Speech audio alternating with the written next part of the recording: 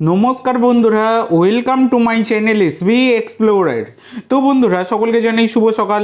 তো প্রথমেই যে আপডেটটা দিয়ে শুরু করতে চলেছি সেটা হচ্ছে গতকালকে ভারতের সাথে তাজিকিস্তানের ম্যাচ ছিল, তোমরা সকলেই জানো, কাফা নেশান কাপে। তো যে ম্যাচটা কিন্তু আমাদের ভারত 2-1 গোলে জয়লাভ করেছে।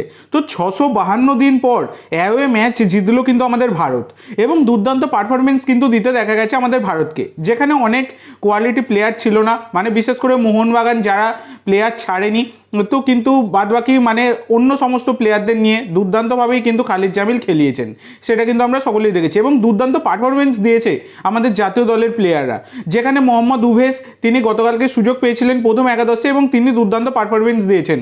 আর গুরপ্রীত তিনিও কিন্তু দুর্দান্ত পারফরমেন্স দিয়েছেন। এইদিকে দেখো, যে দুখানা গোল করেছে আমাদের ভারত, আনোয়ার আর সন্দেশ দুখানা গোল করেছে, মানে দুজন ডিফেন্ডার দুখানা গোল করেছে, আর একটা গোল শোধ করে দিয়েছিল তাজিকিস্তান। এটাই হচ্ছে ব্যাপার। নাহলে আমাদের ভারত কিন্তু যথেষ্ট ভালো পারফরমেন্স দিয়েছে। আর এদিকে গুরপ্রীত তিনি কিন্তু পেনাল্টি সেভ করেছেন, এটা সবথেকে বড় কথা। সেই পুরনো গুরপ্রীতকে কিন্তু দেখা গেছে গতকালকের ম্যাচে। তো খালিদ জামিল তিনি কিন্তু দেখিয়ে দিলেন ভারতীয় কোচ হয়ে তিনি জাতীয় দলকে কতটা ঘুরে দাঁড় করাতে পারেন। কারণ তাজিকিস্তান তারা 106 নম্বর ছিল ফিফা র্যাঙ্কিং, আমি তোমাদের সাথে গতকালকেই শেয়ার করেছিলাম, আর সেখানে আমাদের ভারত 133। তো সেখানে যথেষ্ট ভালো পারফরমেন্স কিন্তু দিতে দেখা গেছে আমাদের ভারতীয় জাতীয় দলের প্লেয়ারদের। এতদিন ধরে জাতীয় দলের বিদেশি কোচেদের দিয়ে কোনো মানে লাভই হয়নি। ইগর স্টিম্যাচ এসেও কিচ্ছু করতে পারেনি, আর রোকা এসে তো আরও অবস্থা খারাপ করে দিয়ে গেছে। তো একদমই জঘন্য কোচিং কিন্তু দেখা গেছে। কিন্তু খালিদ জামিল তিনি কিন্তু দেখিয়ে দিলেন চোখে আঙুল দিয়ে যে সবাই কিন্তু ভুল ছিলেন, তিনি কিন্তু ঠিক। অনেক দিন পর কিন্তু জাতীয় দলের একটা ম্যাচের মানে জেতার স্বাদ আমরা পেলাম, যেটা কিন্তু অবশ্যই ভালো লাগছে গতকালকের ম্যাচ দেখার পর। তো এবার কালকে ম্যাচটা জেতার পর আমাদের ভারত, তারপরে কিন্তু মোহনবাগান যেহেতু প্লেয়ার ছাড়েনি, তাই মোহনবাগান প্লেয়ারদের নিয়ে নানান রকম ক্রিটিসাইজ কিন্তু করা হচ্ছে সব কিছু দিয়ে। যেখানে রহিম নবী তিনি কিন্তু ইন্টারভিউতে জানিয়েছেন যে মোহনবাগান প্লেয়ারদের সাসপেন্ড করা উচিত, এত বড় বিস্ফোরক মন্তব্য তিনি করেছেন। তবে একটা জিনিস বলে রাখা দরকার এখানে, দেখো অবশ্যই ক্লাবের আগে দেশ সব থেকে আগে, সেটা তো অবশ্যই কথা। কিন্তু জাতীয় দলের আমাদের দেখা গেছিল মানে পূর্বের অভিজ্ঞতা অনুযায়ী সেখানে কিন্তু মোহনবাগান প্লেয়াররা প্রচুর চোট আঘাত পেয়েছিল, এবং সেই কারণে কিন্তু ফেস করতে হয়েছিল, সমস্যায় পড়তে হয়েছিল মোহনবাগানকে। এর আগে আশিকের ব্যাপারে আমরা দেখেছিলাম এসিএল ইঞ্জুরি হয়েছিল জাতীয় দলে, এবং জাতীয় দলের অবহেলার কারণে তিনি ছিটকে গিয়েছিলেন। তারপর আরও বেশ কিছু কিন্তু ক্ষেত্রে দেখা গেছে। তো এক্ষেত্রে মোহনবাগান ম্যানেজমেন্ট যেহেতু এসিএল 2-এ অংশ নিতে চলেছে, তাই মোহনবাগান তারা কিন্তু রিস্ক নিতে চায়নি। তো এবার ব্যাপার হচ্ছে, তাহলে কি ফার্স্ট ইলেভেনে যেহেতু দুর্দান্ত পারফরমেন্স দিতে দেখা গেছে গুরপ্রীতকে কালকের ম্যাচে, তাহলে কি গুরপ্রীতের এবারে আবার তিনি জাতীয় দলে ফিরবেন? তাহলে কি আর ভিশাল কাইত তিনি আর চান্স পাবেন না? তো দেখো, অনেক দিন থেকে ক্রিটিসাইজ কিন্তু হচ্ছেন এই গুরপ্রীত সিং সান্ধু। লাস্ট 3টে সিজন ধরে তার পারফরমেন্স একদমই ভালো নয়। তিনি অপোনেন্ট প্লেয়ারদেরকে অ্যাসিস্ট করে দিতেন, আমরা দেখেছি। শুধুমাত্র জাতীয় দলের ক্ষেত্রে নয়, তিনি ক্লাব ফুটবলে বেঙ্গালুরু এফসিতেও আমরা তাকে দেখেছি, মানে বিপক্ষ প্লেয়ারকে তিনি অ্যাসিস্ট করতেন। তার সময় অবশ্যই খারাপ যাচ্ছিল, তবে বর্তমানে তিনি কিন্তু ফর্মে ফিরেছেন। এবং গতকালকে আমাদের ভারত যে জয়লাভটা করেছে সেটা কিন্তু গুরপ্রীতেরই জন্য, কারণ গুরপ্রীত যদি না ওই পেনাল্টিটা বাঁচাতো তাহলে কিন্তু ম্যাচটা ড্র অবধি হতে পারতো। তো এটা একটা বড় বিষয়, সেটা বলা যায়। তবে ভিশাল তিনি কিন্তু ক্লাব ফুটবলে লাস্ট 3টে বছর ধরে দুর্দান্ত পারফরমেন্স দিয়েছেন, ধারাবাহিকতা দেখাচ্ছেন। আর ভিশালের থেকে কিছুটা হলেও বেটার কিন্তু জাতীয় দলে লাগে কেন গুরপ্রীতকে, তার পিছনে একটা কারণ আছে। গুরপ্রীত অনেক দিন থেকে এক্সপিরিয়েন্স এই বিষয়টা নিয়ে, মানে জাতীয় দলে। সেক্ষেত্রে ভিশালও খেলতে খেলতে একটা টাইমে এক্সপিরিয়েন্স কিন্তু হয়ে যাবে তারও জাতীয় দলে। ক্লাব ফুটবলে খেলে, জাতীয় দলে দীর্ঘদিন ধরে খেলতে থাকলে তারও এক্সপিরিয়েন্স হয়ে যাবে। বসে থাকলে তার এক্সপিরিয়েন্স হবে না।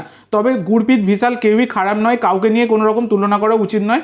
তবে হ্যাঁ, ভিশাল কিন্তু এগিয়ে রয়েছে গুরপ্রীতের থেকে ধারাবাহিকতার দিক থেকে দেখতে গেলে। তো তোমাদের মতামত অবশ্যই জানিও। তো এর পরবর্তী যে আপডেটটা দিতে চলেছি সেটা হচ্ছে, এবার আইএসএল নিয়ে গ্লোবাল টেন্ডার ডাকতে চলেছে কিন্তু এআইএফএফ, যেরকমটা খবর পাওয়া যাচ্ছে। মানে আইএসএল চালানোর জন্য পয়সার প্রয়োজন, সেই পয়সা এআইএফএফকে কে দেবে সেইটা নিয়ে কিন্তু এই টেন্ডার ডাকতে চলেছে এআইএফএফ। এবং গ্লোবাল টেন্ডার মানে বিশ্বের সমস্ত জায়গা থেকে কিন্তু এই টেন্ডারে অংশ নেওয়া যাবে। তবে এটাই দেখার বিষয় এটা, যে বিশ্বের কোনো কোম্পানি তারা কি এই অংশ নেবে টেন্ডারে, এটাই হচ্ছে সবথেকে বড় কথা। কারণ আমাদের দেখাই যায় যে প্রচুর পরিমাণে লস হয়, যেটা এফএসডিএলও প্রচুর পরিমাণে লসের মুখ দেখেছে। তো সেক্ষেত্রে এটা এখন দেখার বিষয়, নাকি পরবর্তীকালে এফএসডিএল তারাও বিট করবে এবং তারাই কি আবার রয়ে যাবে এই মানে আমাদের ভারতীয় ফুটবলের সাথে যুক্ত হয়ে এই আইএসএল পরিচালনার দায়িত্ব নিয়ে, সেটা এখন দেখার বিষয়। তো পরবর্তী আপডেটে যাওয়ার আগে তোমাদের সকলের কাছে আমার একটাই অনুরোধ, যারা চ্যানেলে প্রথমবার এসেছো অবশ্যই সকলে একটা করে সাবস্ক্রাইব করে দিয়ে আমাদের সাথে যুক্ত হয়ে যেও। সাবস্ক্রাইব করা যেহেতু একদমই ফ্রি, তাই অবশ্যই সকলে একটা করে সাবস্ক্রাইব করে দিতে ভুলো না। তো এই পরবর্তী যে আপডেটটা তোমাদের সাথে শেয়ার করতে চলেছি সেটা হচ্ছে এবার দিমি কিন্তু হুঙ্কার দিলেন, মানে দিমিত্রি পেত্রাতোস মোহনবাগানের প্লেয়ার। তো তিনি কিন্তু মানে দেখো তাকে নিয়ে অনেক ক্রিটিসাইজ করা হচ্ছে, চেহারাটা একটু ভারী হয়ে গেছে সেটা কিন্তু দিমিকে দেখেই দেখা যাচ্ছে, এবং অনেকটা লেটে তিনি এসেওছেন, এটাও একটা বড় ব্যাপার। তাহলে কি দেশে ফিটনেস মেনটেন করেন না, এইটা নিয়ে কিন্তু অনেক রকম প্রশ্নচিহ্ন উঠছে। তো সেইটা নিয়ে দিমি এবার তার ইনস্টাগ্রামে এই দুদিন আগে তিনি একটা পোস্ট করেছিলেন, তিনি বলেছেন টাইম উইল টেল, মানে সময়ই কথা বলবে, এটা কিন্তু তিনি পোস্ট করেছেন। তো বিভিন্ন ধরনের তাকে নিয়ে যে মন্তব্য, তিনি খেলতে পারছেন না সব কিছু দেখার পরে কিন্তু অনেক কথা শুনতে হচ্ছে তাকে, সব কিছু নিয়ে তিনি এই মন্তব্যটা করেছেন।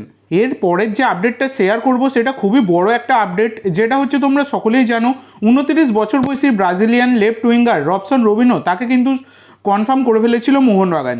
তো বর্তমানে দাঁড়িয়ে এই আজকে সকালবেলাতেই সাংবাদিক বড়িয়া মজুমদার তিনি কনফার্ম করে দিলেন যে এটা একটা মাল্টি ইয়ার ডিলে কিন্তু সাইনিংটা সম্পন্ন হয়ে গেছে। রবসন রবিনো বর্তমানে কিন্তু তিনি মোহনবাগানের প্লেয়ার।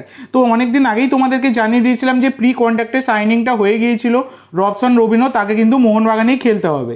তো অবশেষে ফাইনাল এগ্রিমেন্ট, ফাইনাল ডিল কিন্তু সবটাই ডান হয়ে গেছে, যেটা কিন্তু বড়িয়া মজুমদার জানিয়েছেন যে এটা একটা রবসন রবিনোর এইটা একটা মাল্টি ইয়ার ডিল, মানে 29 বছর বয়সী এই লেফট উইঙ্গার তিনি কিন্তু মোহনবাগানের জার্সি গায়ে 1 বছর নয় একাধিক বছর তাকে কিন্তু আমরা খেলতে দেখতে পেতে চলেছি, যেটা কিন্তু মোহনবাগানের জন্য কতটা ভালো ডিল বা খারাপ ডিল সেটা তোমরা তোমাদের মতামত অবশ্যই কমেন্ট করে জানিও।